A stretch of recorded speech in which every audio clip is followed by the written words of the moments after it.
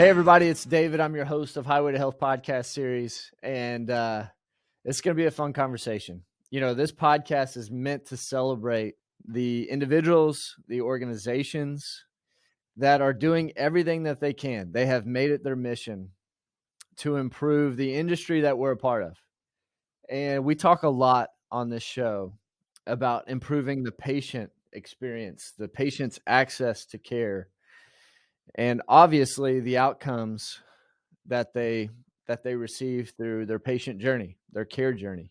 What I've learned, what I've become more aware of over the last 2 years is obviously we know that the provider has an impact here, but they're facing their own challenges every day that impacts the provider community, but it trickles down and impacts the patient community. And so today's conversation is meant to explore those challenges, get a state of the union on some of these things that the provider community is going through every day. And then what certain companies and what leaders are doing to improve that experience for those providers that play a pivotal role in the patient experience and the outcomes of their care. And that's why I'm really excited to have the Chief Operating Officer at Surgeon's Choice Medical Center. Her name's Stephanie Priehowski. And you're going to learn a lot from her today. I already have. Stephanie, welcome to Highway to Health. Thank you very much for having me. You're a jack of all trades. We've already talked about the boiler room that you fixed, the furnace challenge that you've had this morning up in Michigan. So you can do it all. I'm a sponge. I'm willing to learn. So I just roll up my sleeves and get in there. So yeah, 58 degrees in my house this morning, and furnace was out. And first, year we trick-or-treated in the snow. I wasn't prepared for that, but I think we got it fixed, hopefully. I hope so too, or else it'll be a cold night up there in Michigan. But I appreciate you being here. This is going to be fun. I appreciate the opportunity to explore the provider side of healthcare, and for you to give us a glimpse of what every day looks like and what these providers are going through to make sure that they're delivering the right level of care, the right kind of care to the community, the patient community. We're going to get into all that. I like to start out, as you know, with a little story or a little anecdote from you on what you're doing to maintain your own physical, your own mental health so that you're available and you're at the top of your professionally and personally. If you don't mind, yeah, not at all. Share with us, one of those habits.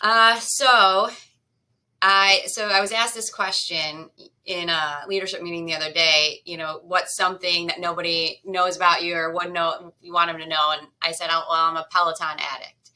And so probably it's been about a year ago, it just came up on my memories that I finished my first 8-week Power Zone program. So for anybody listening that has Peloton bike, you know what Power Zone is, or if you don't, you should look into it.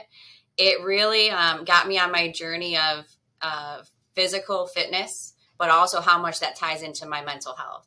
I find the instructors because it's an app, to be very, it crosses both personal and professional life. So they say a lot of encouraging things while I'm trying to be strong physically, but also strong mentally. So with that, when I started getting in better physical condition, I decided I would sign up for a 5K. And so last year we're getting up, I can't believe it's November already. I ran my first 5K in probably a decade. And it was the Turkey Trot here in Detroit, Michigan. It's on Thanksgiving Day. My husband ran it with me, and so did my sister. And it was a goal I set. And then since then, I've ran 4 more 5Ks. Well, one was a 10K. And usually they're based in like Detroit or somewhere that really, for me, I'm running, it builds a sense of community. I feel that sense of community. And so for me, it's really been about taking care of myself physically, which takes care of myself mentally, but then also sharing that with others. And especially in a place that kind of like, again, if you've ever run down, like in your big city and you're downtown, there's nothing better than running through the streets and seeing everybody there supporting one another. So I really, that's kind of like my passion now, and I promote that. So my wife is a big Peloton believer, and she's out there. Yeah, she's out there every morning. And the sense of community through the Peloton is really what makes it amazing and powerful. And she talked me into doing a half marathon, but we did it for our anniversary. And, I'd go out and I'd try to train on my own, and I really struggled. But there's something about race day when you have hundreds of other people running around you, and the community really does drive you forward. I felt better on race day than I did any other time during my training, because you're not in it alone. You've got a group around you that's, it's almost shared suffering, and you're working through it together. And adrenaline takes over a little bit too. And so I can agree that a sense of community, whether it's on the Peloton, running a race, or even professionally, how that can help us get through the tough times. Absolutely. Yeah. No, race day is the adrenaline. I think it's the adrenaline.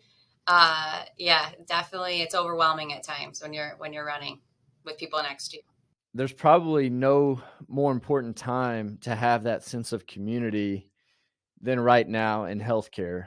The medical centers, the providers themselves have plenty of challenges. They're going through it. And there's a number of specific challenges that we'll talk through today, but give our listeners a little bit of a state of the union. What are you seeing? You're working, hand in hand with the providers every day.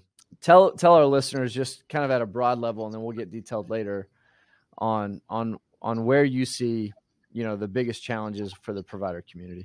So, well, there's numerous, but the ones that I see right in front of me in my day-to-day, and also with my peers and my colleagues, I know they're also facing, are the staffing challenges, labor challenges, but in combination with that, healthcare costs, and then the mental health associated with all of it. And, one of the, COVID taught us so much about, work-life balance, but also, again, that sense of community. That it's kind of interesting how we started, because it really, I didn't see the conversation really going so much community, but it really is. Because so in the early days of COVID, my hospital is an acute care hospital. It's 100% physician owned, but we're not traditional. We're kind of like a unicorn in Michigan. We don't have an ER. We don't have an ICU, but we do have an acute inpatient unit. We have a skilled nursing facility. We offer surgical services. And so in Michigan at that time, when COVID happened, there's so much fear and uncertainty. We didn't know what to do. So we shut everything down, right? And so one of the mandated orders was no more elective surgery. And so what ended up happening there is we had the choice of, do we lay off people, furlough people, what do we, or what else can we do? And so I have a great nursing director. She is an ambassador here, and she called FEMA, and she worked with our region and got us in touch with the hospital right next door. And we became an overflow COVID unit for the hospital. And to do that, we had to apply at the state level, change our certificate of needs, otherwise known as CONs, to their hospital beds. So they were their patients, and our staff were taking care of them. If they're the people that are still here from that time, because part of that labor challenge is kind of connects. Sorry, I'm a little long-winded at times with my stories, but I'll make the point is, at that time, you ask anyone that's still here, they'll tell you that was the most sense of belonging community they felt, because it wasn't competing hospitals. It wasn't competing departments. It wasn't competing positions. It was, we are in this to survive, to help, to heal. And there was no greater sense of community than during that time. Now that time lasted about 6 weeks. And then we started getting on our own way to recovery, or still trying. Again, we thought it was recovery. Nobody knew then when everyone said, well, COVID's going to end soon. I feel like people still say that, when COVID ends, but it didn't end, and it's still here. So we had to find our own way after that. Really, they no longer needed our help next door. And with that, though, we saw burnout, because there was no end. And so then people start to feel the darkness and the challenge of choosing home versus work. And can I go home, and how do I protect my family? And so we saw a lot of turnover in the aftermath of that, during it. And then at the same time, you have these unbelievable rates for healthcare providers. And so now we're not only losing them because of burnout, but we're losing them because they might take, higher compensation somewhere else. They might choose travel. At travel agency, it can cost you anywhere from $5,000 to $10,000 a week per agency person, depending on the expertise, the position, the level. And so we're seeing an influx of, employees leave, a really hard time to fill because now we're paying 10 times the rate. And then at the same time, trying to instill this community that we had and then lost so quickly. So I think that's really, and then we get into, as 2020, 2021, we start to come out of it. And then fall of 21, we have Omicron. So then we have to almost like start all over again. And we have to say, okay, what is our workforce right now? What are we doing? How do we manage this with something we have everybody, again, nobody's been through this before. So then again, brought people together, but at the same time, a lot of uncertainty. So right now we're coming out of that. We're in 2023, and we have, like in my organization, I know it's still, we've always had healthcare shortages. I'll say that. Nursing, we've always, we got the baby boomers, people are living longer. We need more people to take care, but we have more people retiring. So we're starting to get back to facing those challenges versus the ones we were facing in COVID. So now we've kind of gone back to having more staff, less agency. My hospital went from, at the beginning of this year, we were about 73% staff. We're up to 92%. So now the main thing is, how do we retain those staff? I want to get in on the retention side of things because I think you guys are doing some amazing things to build that community and retain that staff.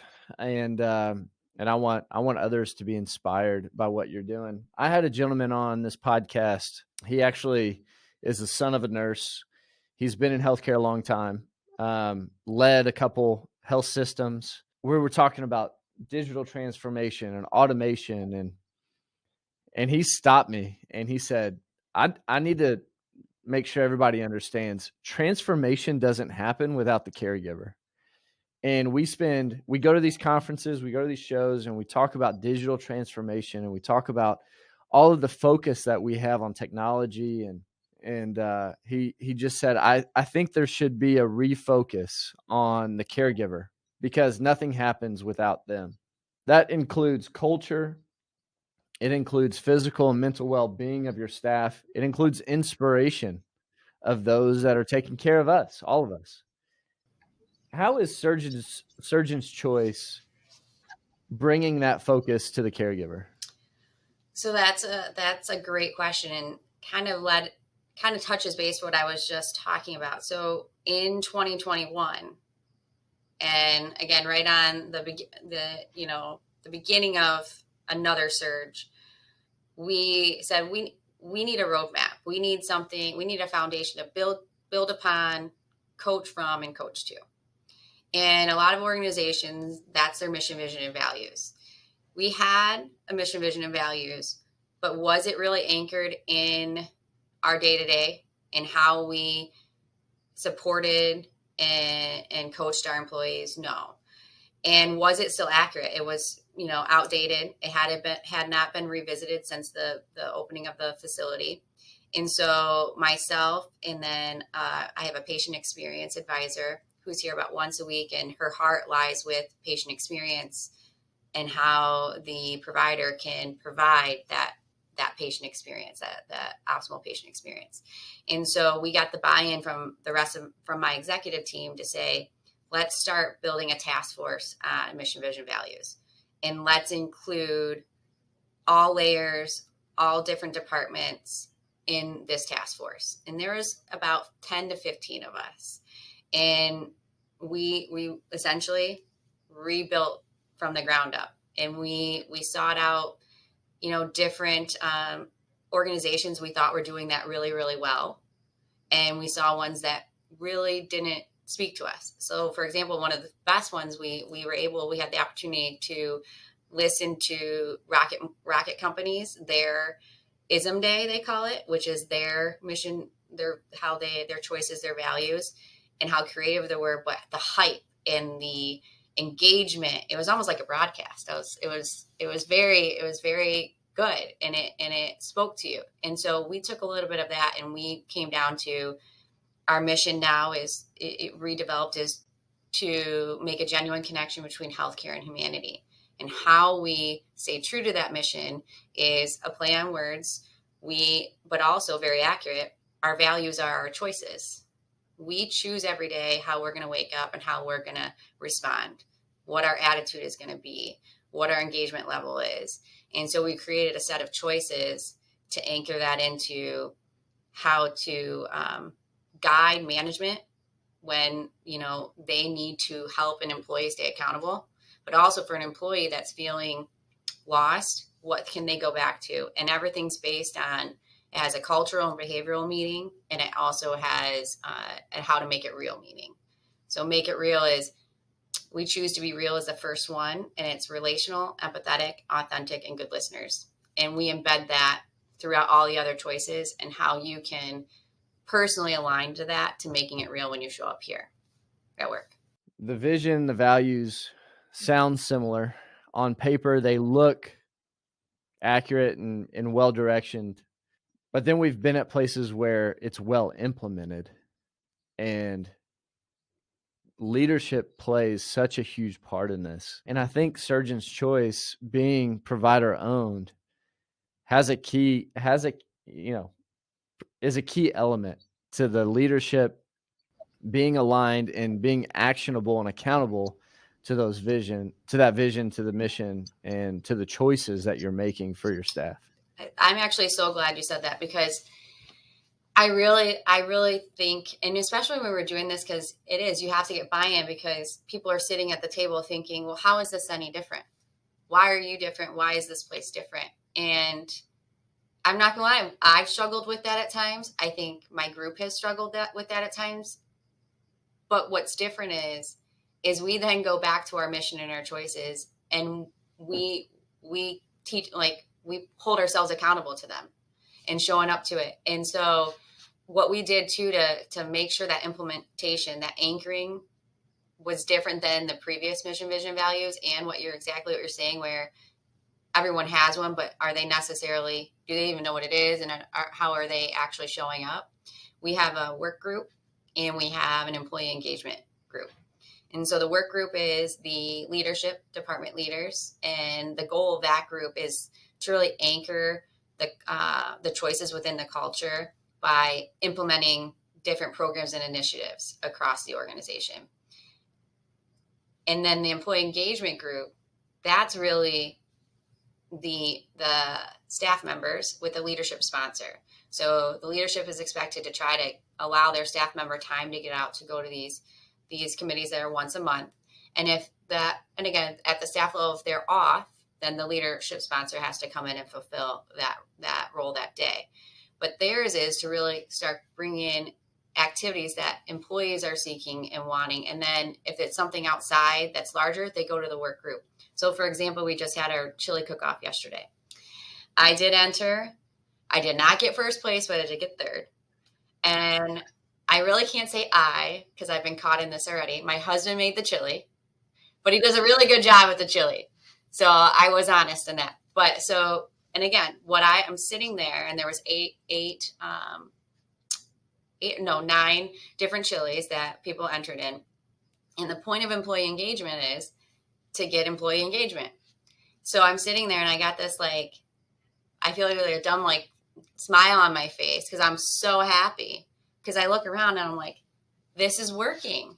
This is actually genuine. People showed up, and it was $5 to get in. Half of the money went to employee engagement to help fund more employee engagement activities, and the other half went to the winner. And the winner, and again, he might have, just because he won, he said that this was the most fun he's had in a long time. And again, he did win, but I did find that to be a genuine statement. So those are the type of things where, but again, like you mentioned, leadership has to be engaged as well. So we can put it out there and say, yeah, do all these activities. But if we're not also joining the activity, how are we role modeling, leading by example, that these things are really important to us? Man, so much of leadership is not expecting others to do what you're not willing to do. And for you to, for your leadership team, yourself included, to devote time to this sets a standard that others follow. And I think that's so important. Let's talk about the impact, because a lot of times, and I don't want to put you on the spot here, but it's an investment, right? To do these things. It costs money. It takes time from you and others away from their core jobs. And all that can be tied back to revenue. It can be tied back to money. And it's truly an investment for you guys to put this at the forefront of your vision, of your mission. So you have to see impact from it. There has to be results.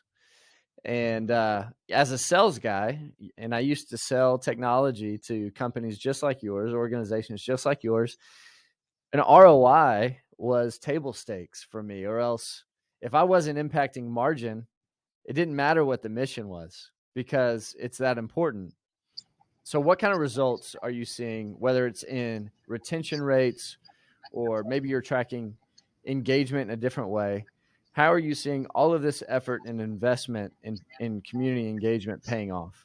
It's a great question, because this is what we're talking about. Sometimes it can be so much harder to measure. And a lot of time, that's why you have a more difficult time to get the buy-in at the top. So for us, I'll bring it back to like the very first question you asked me, like, and I went into my physical health and my mental health.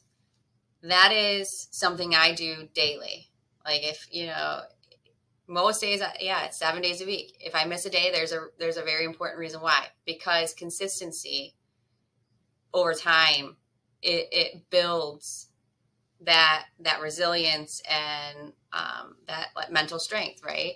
So with this type of the employee engagement, the mission, vision, values, it's consistency. It's embedding how we make choices every day, how we lead every day, and how we show up, right? So over time, we see the ROI. And that's with, like you just said, the decreased turnover, the increased retention, the increased patient satisfaction and employee satisfaction. Because a lot of times, if you want to go numbers, hospitals measure patient experience through what we call HCAHPS and OAS caps. And that's, the how the patient is feeling about the care they're receiving and who's giving that care. It's doctors and nurses and overall hospital staff are evaluated on this care. And we did, in the times of COVID, we did see a decrease in our scores. Our fourth floor and our fifth floor, especially, which is our inpatient or surgical department. And this last year, we have had 4, now 5, maybe last consecutive quarters, we've been above benchmark. But there was different things that we implemented, whether how we, gave resources to the staff, and how we were reinstilling the different education. But at the same time, the staff were engaged. It was, because if they're not engaged, how are you expecting them to then provide this engaged patient care? You know what I mean? And it also starts with us being engaged with them. So it's all connected. I'm a big basketball fan. It's basketball season. The NBA just started. College is right around the corner. And Chris Paul he's been in the league, now for a long time. And he was talking about the importance of stacking days. And now that he's a parent of a child who is getting into sports, he's going to be a smaller kid. His dad, Chris Paul's a smaller guy.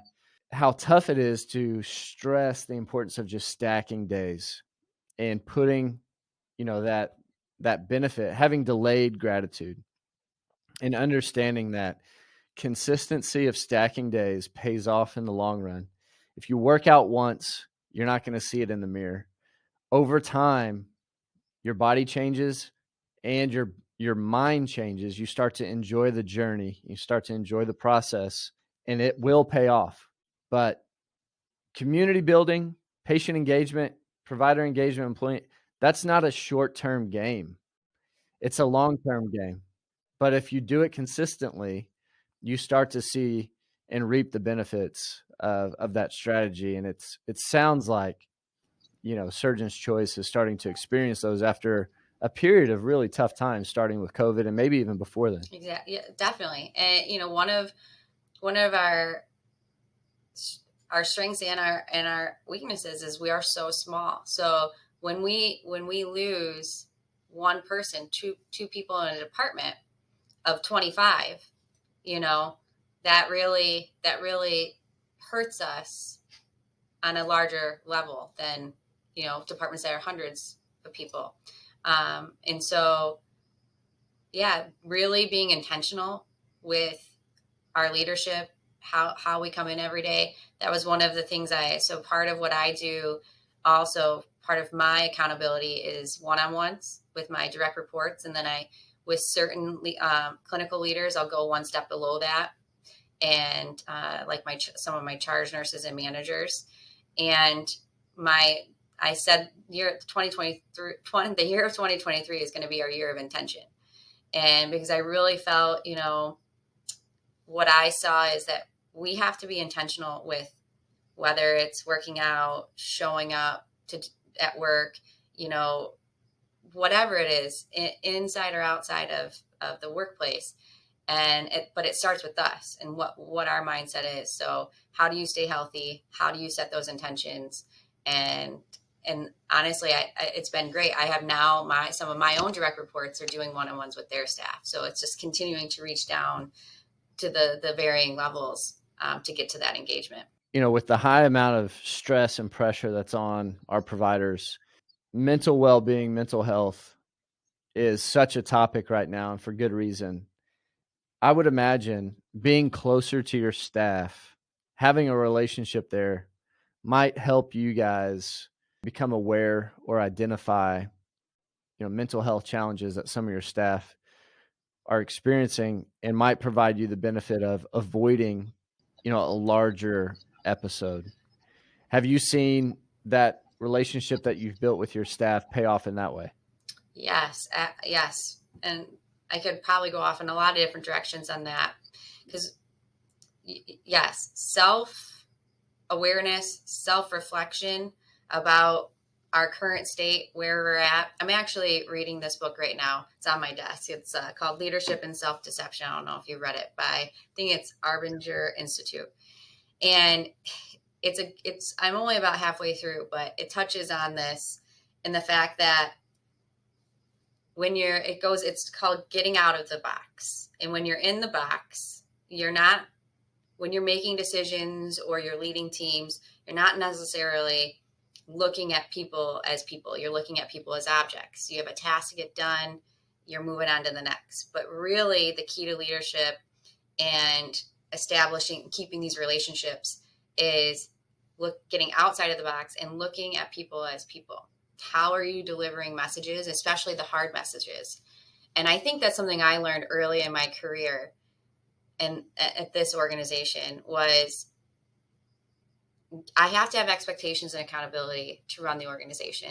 But how I deliver that hard message, if I deliver it too harshly and I'm in the box, I'm going to garner ill will and resentment. But if I deliver the message with, this is why I expect this, and look at them as a person about what's going on, there's more opportunity for them to have increased commitment and engagement and how they fulfill their objectives or in their performance.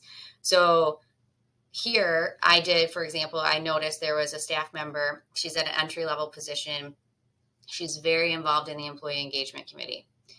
And I can, over the last couple of months, I've kind of been observing her, and I kind of mentioned to her one day, I said, hey, what what is your 5-year plan? You're in an entry level position. I can see you're very engaged here. If you ever want, 30 minutes, you have time, I'd love you.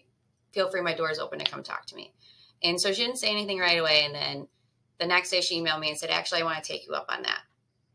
And come to find out, like, she's very fulfilled in the employee engagement, but she is seeking more growth and opportunity.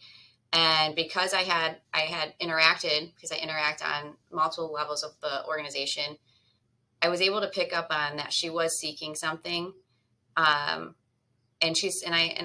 I said, well, if this isn't like your end all be all, so to speak, what keeps you here?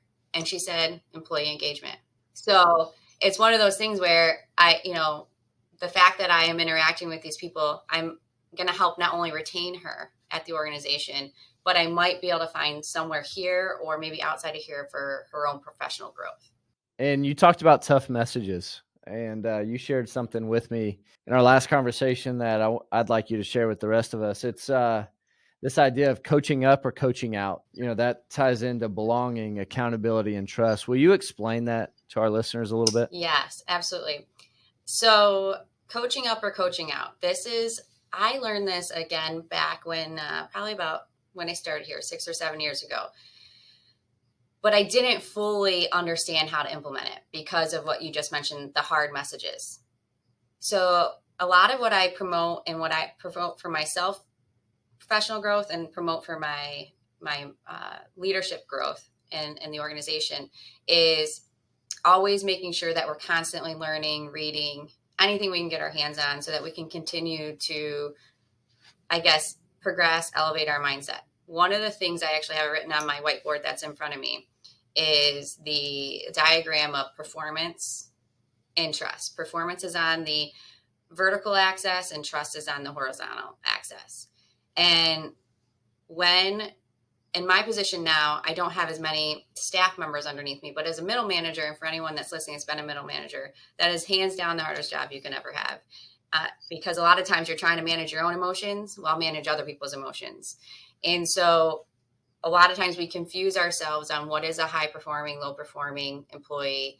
And so I've been using the performance and trust, but also going back to coaching up versus coaching out.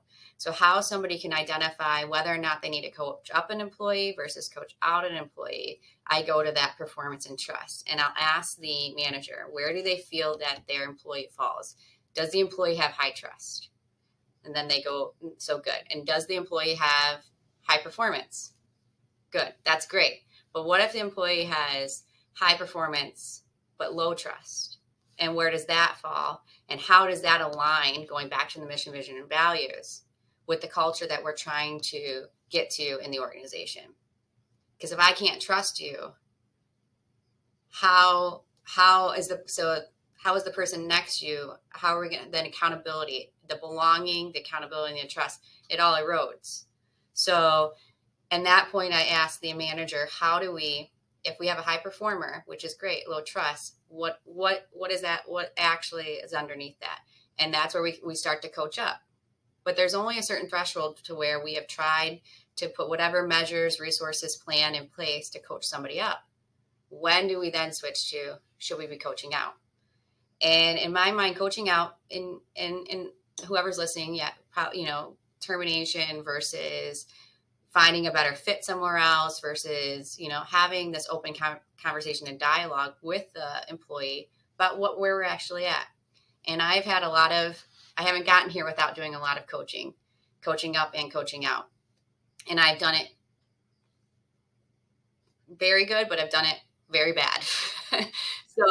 But those are the things where I think you learn in those situations that you don't have to deliver these hard messages where, you have to to try to coach them. You can't force people into it. You have to encourage people to want to be better. And they'll either, and I've had people say, you're right, I don't believe I'm the best fit for you here. And they move on their own, and I still have a relationship with them to this day. So that's the coach up, coach out. It aligns really well with how the Navy SEALs build their teams. And I come from a military family, military background. So if it's good enough for them, it's probably good enough for us, even though we're in a high stress, highly demanding role in healthcare. Performance and trust, both are needed. But if you had to pick one, you would take a lower performer with a higher level of trustworthiness. Absolutely. Absolutely. Your most valuable is even your high trust, middle to low performer, because, not everyone's going to be your high performer. So absolutely. And usually the performance are skills that you can build and grow over time, where trust, there's some things we can do, but it's harder there. I appreciate you sharing that. And I think that's something that we can all learn from. This has been really good. I could carry on a conversation like this for a long time, because I feel like I'm soaking up so much. If you could leave our listeners with one thing, if they could walk away understanding one thing from our conversation, how would you summarize? So for anyone that knows me or would like to know me, I am a big quote person. I find a lot of self-reflection and inspiration from quotes. And I listen to a lot of the Brene Browns, the Simon Sinek's, but there's this one organizational leadership development individual. His name is Martin Moore. And I was listening to one of his podcasts not too long ago. And he said, and I don't think he coined this, but this is where I got it. Leadership drives culture, culture drives performance. And I think that really summarizes everything we've talked about today and how critical leadership is to our culture. But our culture is so critical to that ROI, to that performance, to that patient, employee, and provider satisfaction. So I think with that, if you have that in mind, I think you'll go far. You'll make great decisions about how you're leading your teams. You'll benefit from it personally. Your staff, your team, your organization will benefit.